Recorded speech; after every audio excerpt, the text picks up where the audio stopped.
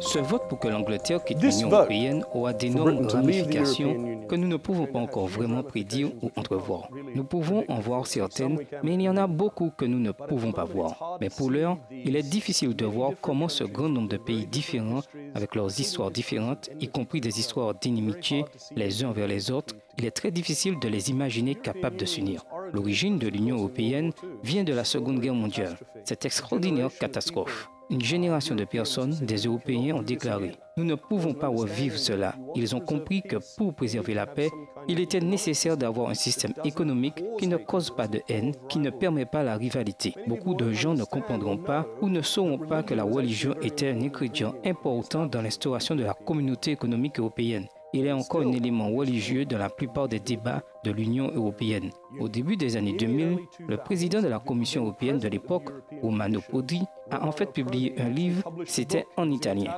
mais traduit le titre signifiait « Une idée de l'Europe ». Et l'ouvrage disait « Ce qui peut tenir ce grand nombre de pays différents, ce n'est pas suffisant que les élites proposent une union politique. Il doit y avoir quelque chose de culturel. » Et il a ajouté « La seule chose que tous les Européens ont en commun, une chose qui peut nous réunir, c'est la loyauté à l'Église. » Mais il était italien. De quoi voulait-il parler? Il voulait parler de l'Église romaine catholique. C'est l'histoire de personnes qui essaient de faire de l'Europe une puissance et pourtant qui échouent encore et encore. Pensez à Napoléon. Tout avait l'air parfait et même durant des décennies. Et ça s'est écroulé. Pensez à Hitler. Cela a échoué. En tant qu'Européen, j'ai grandi en me demandant comment l'Europe s'intégrait dans les prophéties bibliques. Dans Daniel 2, le roi a un rêve. Et dans ce rêve, il voit une grande statue, une statue magnifique. Différents métaux sont utilisés pour représenter différents royaumes. Il commence avec la tête en or, Babylone, l'empire médo-perse, l'empire grec, et pour finir, la force de l'empire romain. Mais il y a quelque chose d'autre. Il y a des orteils et des pieds qui sont faits à la fois d'argile et de fer. Et Daniel, d'une certaine manière, dit qu'ils ne seront pas unis. Certains sont forts et d'autres faibles. Et cela semble être l'histoire de l'Europe. Compte tenu spécialement des circonstances récentes, la situation en Grèce, en Espagne, en Italie, à Chypre, où les pays fondateurs de l'Union européenne, le gros des pays de l'Union européenne sont considérés comme étant oppressifs, se mêlant des affaires des gens. En même temps, nous devons dire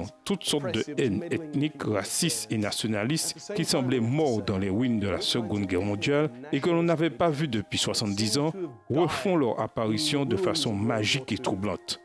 Donc, compte tenu de tous ces problèmes de l'Union européenne, pour l'une des trois plus grosses économies, que le plus important contributeur à une politique étrangère et de défense commune s'en aille, cela va créer un vide au cœur de l'Union. La prophétie n'est pas juste quelque chose d'intéressant que nous étudions dans les livres d'histoire ou dans les classes de Bible. Nous pouvons prendre nos repères, les grandes directives, avoir une idée générale de la prophétie. Les Écritures nous disent qu'il n'y aura pas une autre Europe unie.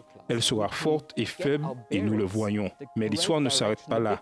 Daniel, le chapitre 2, ne se termine pas avec la statue et les pieds à la fois d'argile et de fer.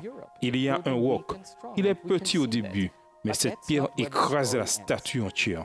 Ce petit rocher qui devient un énorme roc, c'est Jésus-Christ, un nouveau royaume, le royaume de Dieu. It's small at first, but that rock smashes the entire statue. That little rock that becomes a huge rock is Jesus Christ, a new kingdom, God's kingdom.